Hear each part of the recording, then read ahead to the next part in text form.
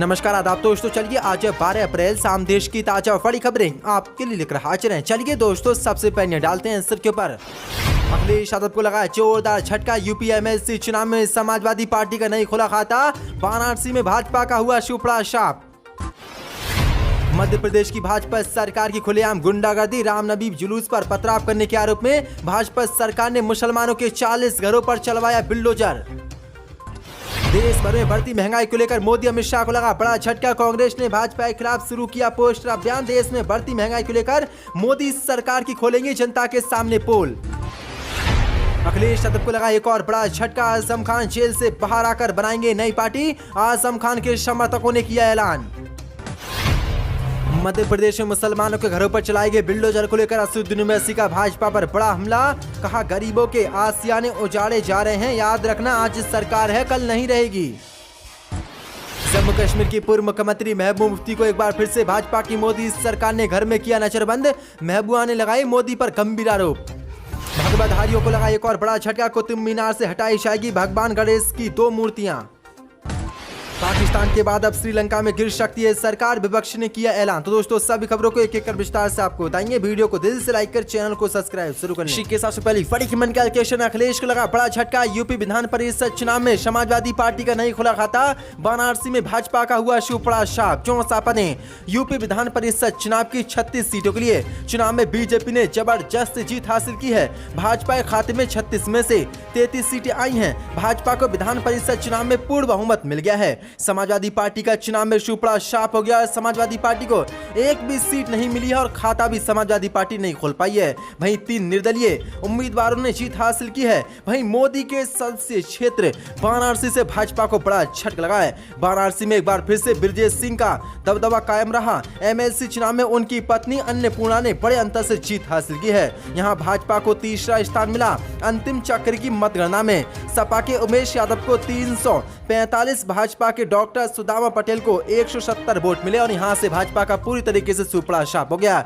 लेकिन यूपी विधान परिषद चुनाव में अखिलेश यादव को सबसे बड़ा झटका लगा है और समाजवादी पार्टी अपना खाता भी नहीं खोल पाई। जो बड़ी अपडेट है।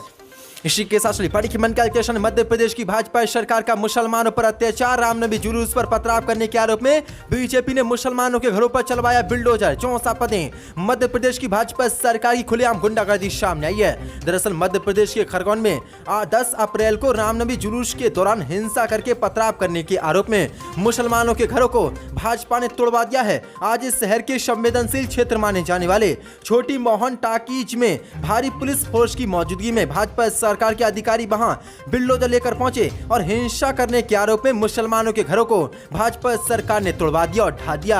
अब तक बीजेपी सरकार ने मुसलमानों के 40 घर और 60 दुकानों को बिल्डोजर से तोड़वा दिया है, जिसके बाद वहां तनाव बढ़ गया है। हालांकि इस कार्रवाई का विरोध कांग्रेस ने किया है। कांग्रेस के वरिष्ठ नेता दिग्विजय सिंह ने कहा कि मामू का बिल्डोजर बलात्कार करने वालों और बलात्कारियों पर सहयोग देने वालों पर नहीं चलता है, केवल मुसलमानों की शक्ल देखकर बिल्डोजर चलाए जाते हैं। इसी के साथ बड़ी कैलकुलेशन। अखिलेश को लगा एक और बड़ा झटका। आजम खान जेल से बाहर आकर बनाएंगे नई पार्टी। 64 पदें।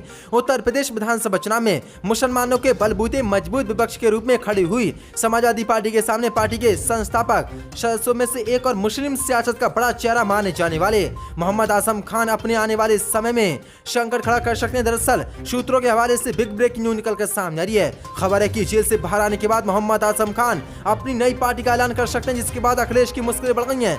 ये खबर इसलिए सामने निकल कर आ रही क्योंकि आजम खान के समर्थक अखिलेश यादव से नारा चल रहे हैं, क्योंकि आजम खान लगभग 2 साल से जेल में बंद हैं। लेकिन अखिलेश यादव ने आज तक उनकी रिहाई को लेकर कोई कदम नहीं उठाया है और अखिलेश यानी कि आजम खान के समर्थकों का अखिलेश यादव पर आरोप है कि आजम खान की रिहाई के लिए अखिलेश यादव ने आज तक कोई आंदोलन या प्रदर्शन नहीं किया। इसलिए आजम खान से हमारी गुहार है कि वो पार्टी से इस्तीफा दें और जेल से बाहर आने के बाद तुरंत ही अपनी नई पार्टी का ऐलान करें। इसी को लेकर प्रयास लगाए जा रहे हैं कि जल्दी मोहम्मद आजम खान जेल से बाहर आकर अपनी नई पार्टी का ऐलान कर सकते हैं और अखिलेश को बड़ा झटका दे सकते हैं। जो बिग ब्रेकिंग न्यूज है। इसी के साथ बड़ी खबर कैलकुलेशन। मध्य प्रदेश में मुसलमानों के घर पर बिल्डोजर चलाने को लेकर असदुद्दीन ओवैसी का शिवराज सरकार पर बड़ा हमला। कहा गरीबों के आसियाने उजाड़ रहे हो, याद रखना आज सरकार है कल नहीं रहेगी। 64 पदें।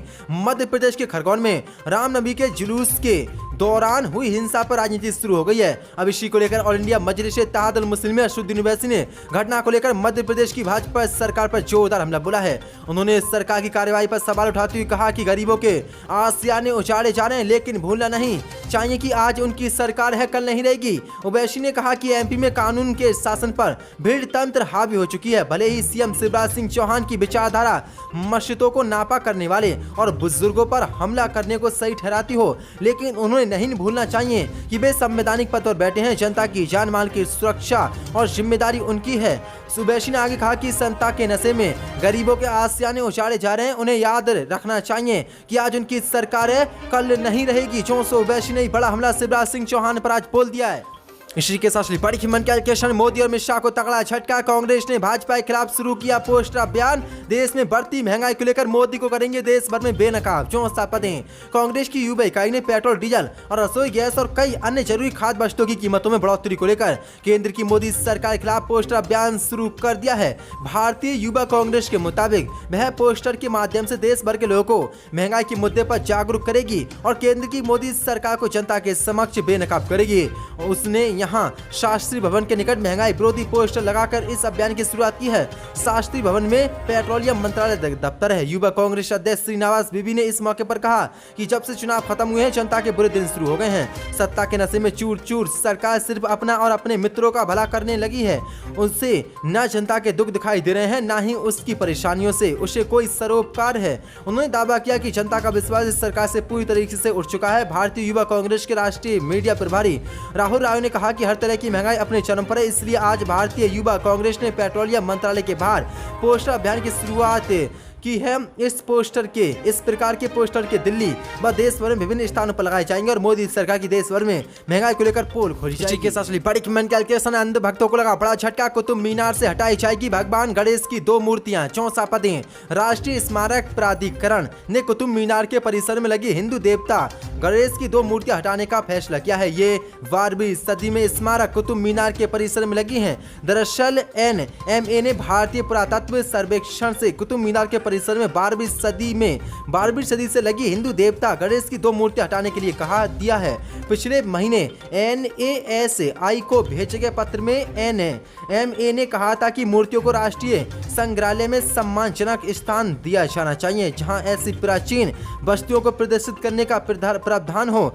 NMA और SASI दोनों ही संस्कृति मंत्रालय के तहत आते हैं। इस मामले पर NMA के अध्यक्ष ने कहा कि ये मूर्तियां जहां पर लगी हैं वो अपमानजनक हैं और उन्हें राष्ट्रीय संग्रहालय में भेज दिया जाना चाहिए। वहीं अपने विश्व हिंदू परिषद ने और कुतुब मीनार में भगवान की मूर्तियां लगाने की मांग की और पत्र भी लिखा है, लेकिन आज बड़ा झटका इन संगठनों को लगा है और कुतुब मीनार से अब भगवान गणेश की मूर्तियां हटाई जाएंगी। इसी के साथ बड़ी की मन के एलोकेशन, जम्मू कश्मीर के पूर्व मुख्यमंत्री महबूब मुफ्ती को एक बार फिर से भाजपा सरकार ने घर में किया नजरबंद। 64 पदें।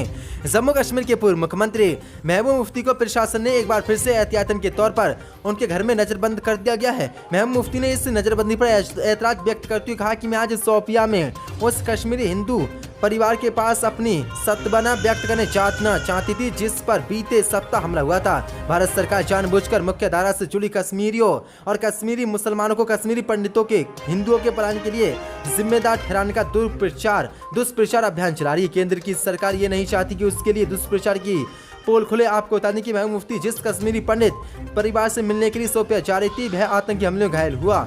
दवा विक्रेता बाल कृष्ण उर्फ सोनू का है। गत 4 अप्रैल को शाम 7:45 बजे शोपियां के गोटीगाम हरमैन इलाके में आतंकवादियों ने उस पर हमला कर दिया, जिसमें वो घायल हुआ। इसी के साथ बड़ी की मन के एलोकेशन, पाकिस्तान के बाद अब श्रीलंका में गिरेगी सरकार, विपक्ष ने बनाया खतरनाक प्लान। 64 पदें। पाकिस्तान में सरकार गिरने के बाद अब श्रीलंका में जारी आर्थिक संकट आने वाले दिनों में राजनीतिक संकट के रूप में बदल सकता है। श्रीलंका में मौजूदा सरकार को हटाने के लिए विपक्ष सक्रिय हो गया है। विपक्ष के नेता साजिद प्रेमदासा ने कहा कि वे सरकार बदलने के लिए संवैधानिक प्रावधानों का इस्तेमाल करेंगे। हालांकि उन्होंने पाकिस्तान जैसे अविश्वास प्रस्ताव की संभावना को खारिज कर दिया। विपक्षी नेता साजिद प्रेमदासा ने कहा कि पाकिस्तान के पास लोकतांत्रिक राजनीति का अपना तरीका है, जबकि हमारे अपने संवैधानिक प्रावधान है। हम अपने देश के संविधान के अलावा किसी दूसरी चीज का पालन नहीं करेंगे। हमारे पास घरेलू समस्या है जिनकी देश में ही समाधान करने की जरूरत है। हम नागरिकों के साथ प्रदर्शन करेंगे, ये सुनिश्चित करने कि ये शांतिपूर्ण हो। विपक्षी नेता ने यह भी कहा कि हम लोगों की अपेक्षाओं को पूरा करने के लिए संवैधानिक प्रक्रियाओं के सारे समाधान की कोशिश करेंगे। श्रीलंका को भारी द्विपक्षीय ऋणों का भुगतान करना है। पूर्व प्रधानमंत्री रानिल विक्रम सिंघे ने इस बयान में प्रतिक्रिया देते हुए प्रेमदास ने कहा कि देश न केवल द्विपक्षीय कर्ज किया है बल्कि विभिन्न अंतर्राष्ट्रीय मौद्रिक बाजारों से भविष्य ऋण भी ले पाएगा। जो बड़ी खबर निकल के पाकिस्तान के बाद अब श्रीलंका में सरकार गिर सकती है।